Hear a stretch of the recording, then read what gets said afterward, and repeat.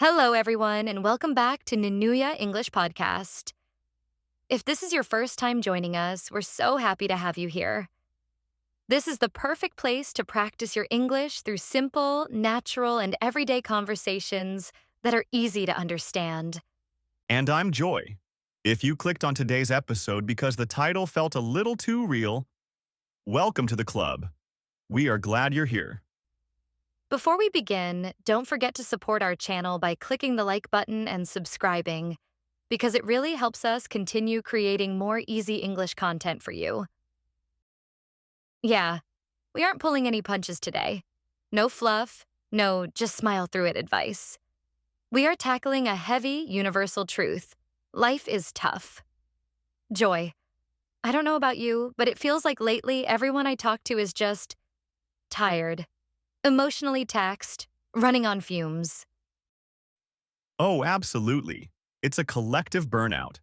And what makes it worse is that we secretly punish ourselves for finding it hard. We think, I have a job, I have food, I should be fine. Why am I struggling? Exactly. And today we're going to look at the why.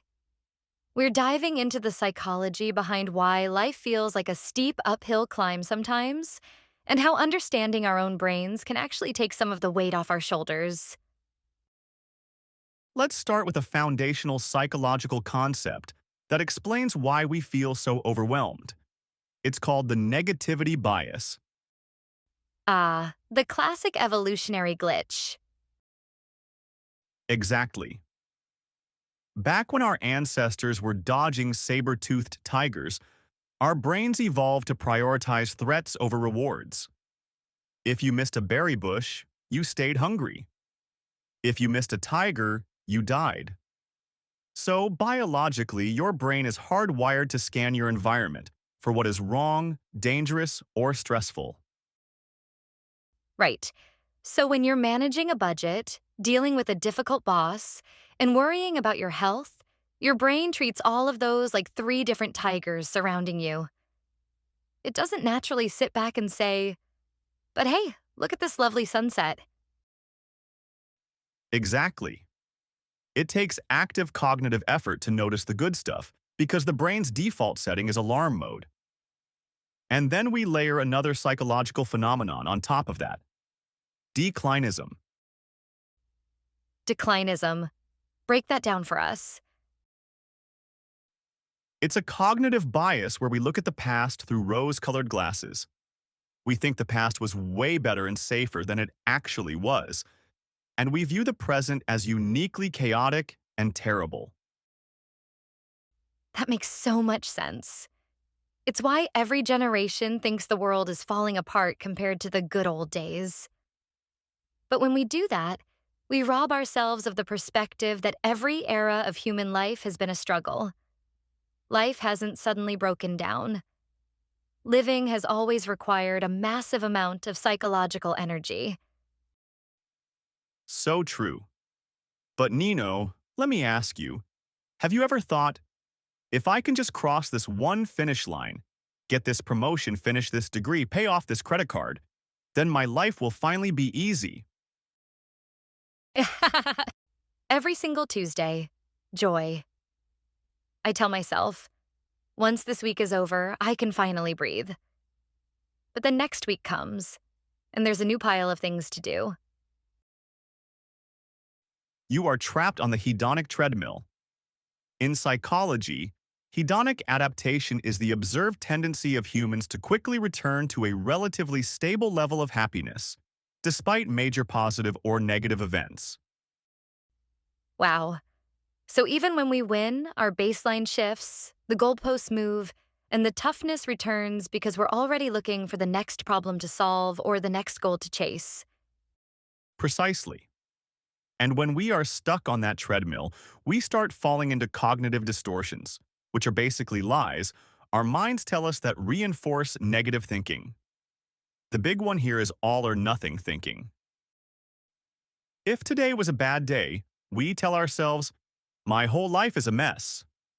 Or we practice catastrophizing, where a small mistake at work turns into, I'm going to get fired, lose my apartment, and ruin my future.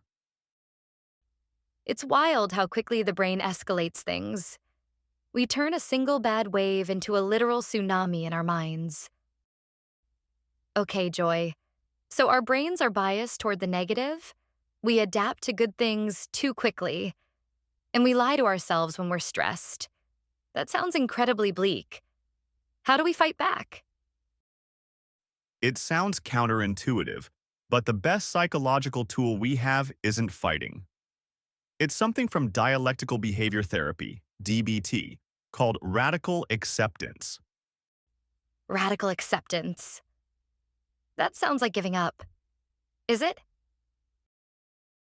Pain is clean.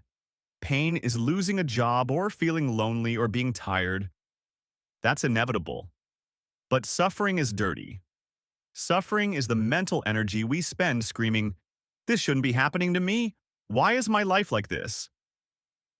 When you radically accept that life is tough right now, you stop wasting energy wishing reality was different, and you free up that mental bandwidth to actually cope with what's in front of you. That is an incredibly powerful shift. It's moving from, why is this happening to me, to, okay, this is happening. What is my very next step? Exactly. It's about being gentle with your psychological limits. If you're in a tough season, you are using extra cognitive fuel just to survive. Don't mad at yourself for being tired. Your brain is working exactly how it was designed to. Well said, Joy.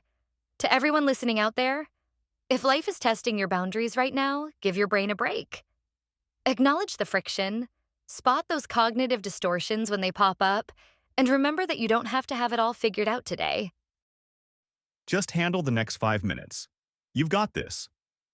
Take care of your minds, everyone. See you.